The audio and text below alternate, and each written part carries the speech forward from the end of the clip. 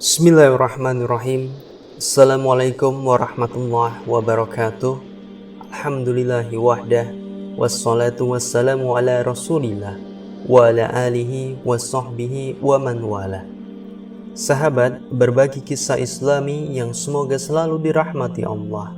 Pada kesempatan kali ini, kita akan sama-sama menyimak sebuah kisah mengenai perjuangan Bilal bin Rabah radhiyallahu anhu.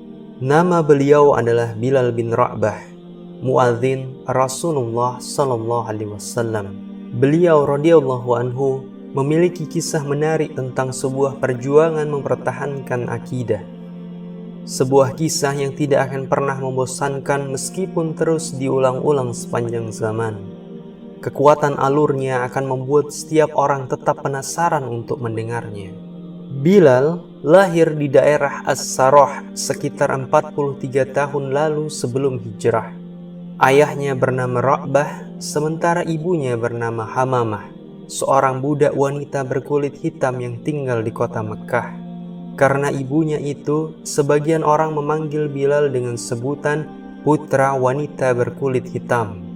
Bilal dibesarkan di kota Ummul Qura, kota Mekah, sebagai seorang budak milik keluarga Bani Abdiddar. Saat ayah mereka meninggal, Bilal diwariskan kepada Umayyah ibn Khalaf, seorang tokoh penting kaum kafir Quraisy. Ketika Mekah diterangi cahaya agama baru dan Rasul yang agung sallallahu alaihi wasallam mulai mengumandangkan seruan kalimat tauhid, Bilal adalah orang-orang yang pertama masuk Islam. Saat Bilal masuk Islam, di bumi ini hanya ada beberapa orang yang telah mendahulunya memeluk agama baru itu, seperti Ummul Mukminin Khadijah binti Khuwailid, Abu Bakar Asy-Shiddiq, Ali bin Abi Thalib, Amr bin Yasir bersama ibunya Sumayyah, Suhaib bin Ar-Rumi, dan Al-Miqdad bin Al-Aswad. Bilal merasakan penganiayaan orang-orang musyrik yang lebih berat dari siapapun. Berbagai macam kekerasan, siksaan, dan kekejaman mendera tubuhnya. Namun ia sebagaimana kaum muslimin yang lemah lainnya tetap sabar menghadapi ujian di jalan Allah dengan kesabaran yang jarang sanggup ditunjukkan oleh siapapun. Orang-orang Islam seperti Abu Bakar dan Ali bin Abi Thalib radhiyallahu anhuma masih memiliki keluarga dan suku yang membela mereka.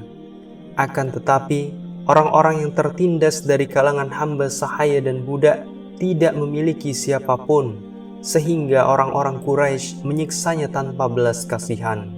Quraisy ingin menjadikan penyiksaan atas mereka sebagai contoh dan pelajaran bagi setiap orang yang ingin mengikuti ajaran Nabiullah Muhammad sallallahu alaihi wasallam. Kaum yang tertindas itu disiksa oleh orang-orang Quraisy yang berhati sangat kejam dan tidak mengenal kasih sayang. Salah satu contohnya adalah ketika Abu Jahal menodai dan membunuh Sumayyah. Ia sempat menghina dan mencaci maki Sumayyah, kemudian menghujamkan tombaknya pada perut Sumayyah hingga menembus punggung, dan gugurlah syuhada pertama dalam sejarah Islam. Sementara itu, saudara-saudara seperjuangan Sumayyah, termasuk Bilal bin Rabah, terus disiksa oleh Quraisy tanpa henti. Biasanya, apabila matahari tepat di atas ubun-ubun dan padang pasir Mekah berubah menjadi perapian, orang-orang Quraisy itu mulai membuka pakaian orang-orang Islam yang tertindas, lalu memakaikan baju besi pada mereka dan membiarkan mereka terbakar serta tersengat matahari yang semakin siang semakin terik. Tidak cukup sampai di sana, orang-orang Quraisy itu mencambuk tubuh mereka sambil memaksa mereka mencaci maki Muhammad sallallahu alaihi wasallam. Ada kalanya saat siksaan terasa begitu berat dan kekuatan tubuh orang-orang Islam yang tertindas itu semakin lemah, maka mereka mengikuti kemauan orang-orang Quraisy yang menyiksa mereka secara lahir. Namun hati mereka tetap pasrah kepada Allah dan Rasul-Nya, kecuali Bilal. Semoga Allah meridhoi beliau. Baginya, penderitaan itu masih terlalu ringan jika dibandingkan dengan kecintaannya kepada Allah dan perjuangan di jalannya. Orang Quraisy yang paling banyak menyiksa Bilal adalah Umayyah bin Khalaf. Mereka menghantam punggung Bilal dengan cambuk, namun Bilal hanya berkata, "Ahad, Ahad. Mereka menindih dada Bilal dengan batu yang sangat panas. Bilal pun hanya berkata, Ahad, Ahad. Mereka semakin meningkatkan penyiksaannya, namun Bilal tetap mengatakan, Ahad, Ahad. Dan ketika mereka memaksa Bilal agar memuji Latta dan Uzza, namun Bilal justru memuji nama Allah dan Rasulnya. Mereka terus memaksa dan berkata, ikutilah yang kami katakan. Bilal kemudian menjawab, lidahku tidak bisa mengatakannya. Jawaban ini pun semakin membuat keras siksaan mereka dan semakin hebat siksaan mereka dari hari ke hari. Apabila merasa lelah dan bosan ketika menyiksa, maka Umayyah bin Khalaf mengikat leher Bilal dengan tali yang kasar lalu menyerahkannya kepada sejumlah orang tak berbudi dan anak-anak agar menarik Bilal di jalanan dan menyeretnya di sepanjang Mekah. Sementara itu, Bilal terus menikmati siksaan yang diterimanya karena membela ajaran Allah dan Rasulnya. Ia terus mengumandangkan pernyataan agungnya, Ahad, Ahad, Ahad. Ia terus mengulang-ulangnya tanpa merasa bosan dan lelah. Suatu ketika, Abu Bakar radhiyallahu anhu mengajukan penawaran kepada Umayyah bin Khalaf untuk membeli Bilal darinya. Umayyah menaikkan harga berlipat ganda. Ia mengira Abu Bakar tidak akan mau membayarnya. Namun ternyata Abu Bakar setuju meskipun harus mengeluarkan 9 uqiyah emas. Seusai transaksi, Umayyah berkata kepada Abu Bakar, sebenarnya kalau engkau, wahai Abu Bakar, menawar sampai 1 uqiyah pun, maka aku tidak akan ragu untuk menjualnya. Abu Bakar dengan tegas membalas, seandainya engkau memberi tawaran sampai 100 uqiyah, maka aku tidak akan pernah ragu untuk membelinya. Ketika Abu Bakar memberitahu Rasulullah SAW bahwa ia telah membeli sekaligus menyelamatkan Bilal dari cengkeraman para penyiksanya, maka Rasulullah berkata kepada Abu Bakar, kalau begitu, biarkanlah aku bersamamu untuk membayarnya, wahai Abu Bakar. Abu Bakar As-Siddiq kemudian menjawab, aku telah memerdekakannya, wahai Rasulullah. Sahabat, berbagi kisah Islami yang semoga selalu dirahmati Allah. Setelah Rasulullah SAW mengizinkan sahabat-sahabatnya untuk hijrah ke Madinah, mereka segera berhijrah termasuk Bilal radhiyallahu anhu. Setibanya di Madinah, Bilal tinggal satu rumah dengan Abu Bakar dan Amir bin Fihr. Bilal tinggal di Madinah dengan tenang dan jauh dari jangkauan orang-orang Quraisy yang kerap menyiksanya. Kini, ia mencurahkan segenap perhatiannya untuk menyertai Nabi sekaligus kekasihnya Muhammad SAW. Bilal senantiasa mengikuti Rasulullah kemanapun beliau pergi. Ia selalu bersama Rasulullah saat sholat maupun ketika pergi berjihad. Kebersamaannya dengan Rasulullah SAW ibarat bayangan yang tiada pernah lepas dari pemiliknya. Sahabat, berbagi kisah Islami yang semoga selalu dirahmati Allah. Ketika Rasulullah selesai membangun Masjid Nabawi di Madinah dan menetapkan azan, maka Bilal ditunjuk sebagai orang pertama yang mengumandangkan azan dalam sejarah Islam. Biasanya setelah mengumandangkan azan, Bilal berdiri di depan pintu rumah Rasulullah seraya berseru, Hayya 'alas shalah, hayya 'alal falah. Mari melaksanakan sholat, mari meraih kemenangan. Lalu ketika Rasulullah SAW keluar dari rumah dan Bilal melihat beliau, Bilal segera melantunkan iqamah. Saat Rasulullah SAW menaklukkan kota Makkah, beliau berjalan di depan pasukan hijaunya bersama sang pengumandang panggilan langit, Bilal bin Rabah. Saat waktu sholat zuhur tiba, ribuan orang berkumpul di sekitar Rasulullah SAW, termasuk orang-orang Quraisy yang baru masuk Islam saat itu, baik dengan suka hati maupun terpaksa. Pada saat-saat yang sangat bersejarah itu, Rasulullah memanggil Bilal bin Rabah agar naik ke atap Ka'bah untuk mengumandangkan kalimat tauhid dari sana. Bilal melaksanakan perintah Rasulullah dengan senang hati, lalu mengumandangkan azan dengan suaranya yang bersih dan jelas. Ribuan pasang mata memandang ke arahnya dan ribuan lidah mengikuti kalimat azan yang dikumandangkannya. Tetapi di sisi lain, orang-orang yang tidak beriman dengan sepenuh hatinya tidak kuasa memendam hasad di dalam dada mereka.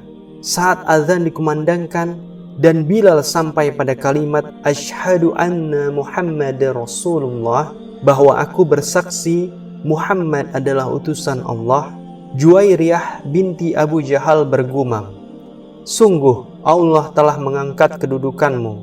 Memang kami tetap akan sholat, tapi demi Allah kami tidak menyukai orang-orang yang telah membunuh orang-orang yang kami sayangi.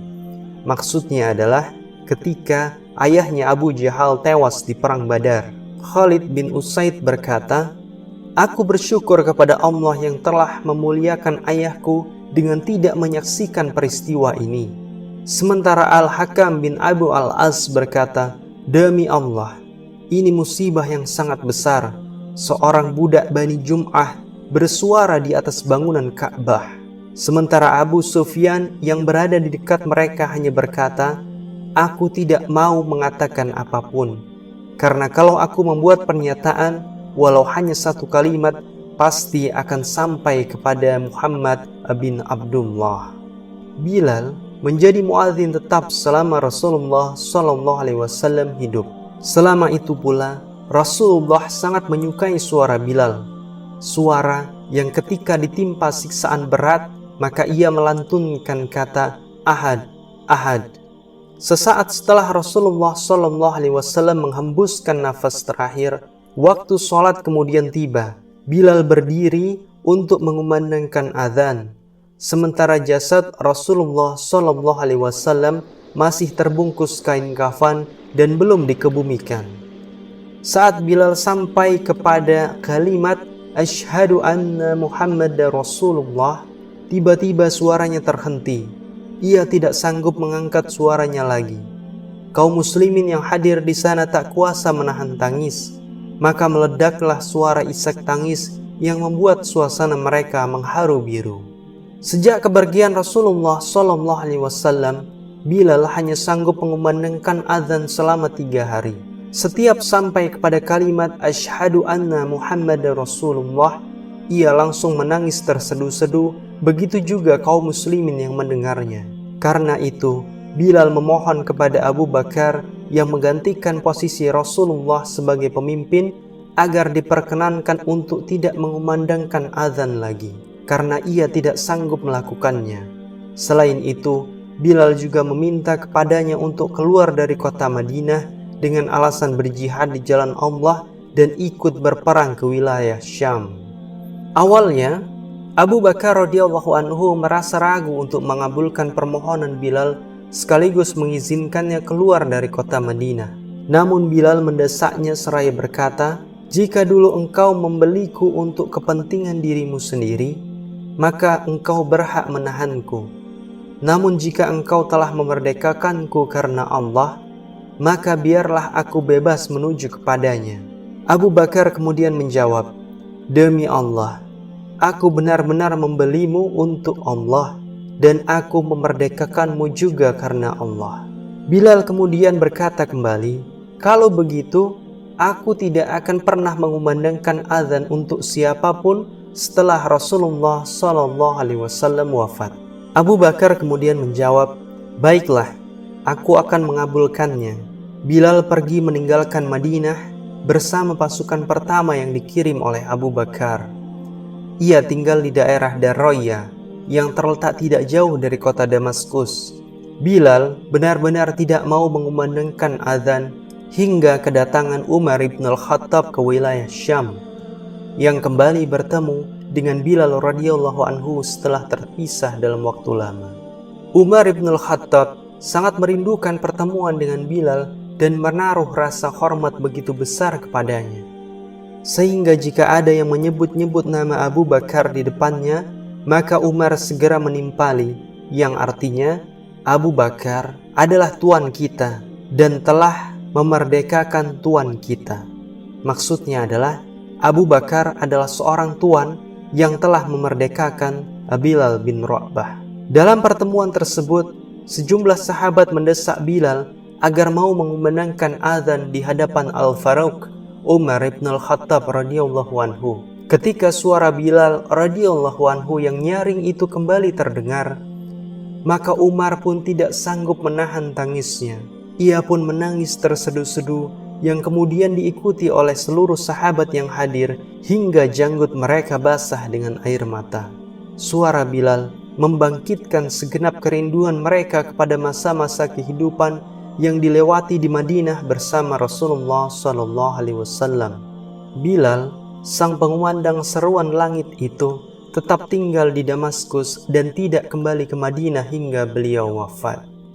Sahabat, berbagi kisah Islami yang semoga selalu dirahmati Allah. Inilah kisah mengenai seorang sahabat yang luar biasa perjuangannya bersama Rasulullah. Seorang sahabat yang awalnya disiksa, seorang sahabat yang awalnya adalah budak berkulit hitam, teramat miskin, namun Allah memuliakan beliau melalui keimanan teguhnya kepada Allah dan Rasul-Nya. Semoga kita bisa mengambil pelajaran penting dari kisah Bilal bin Rabah. Saya sebagai narator cerita undur diri. Wassalamualaikum warahmatullahi wabarakatuh.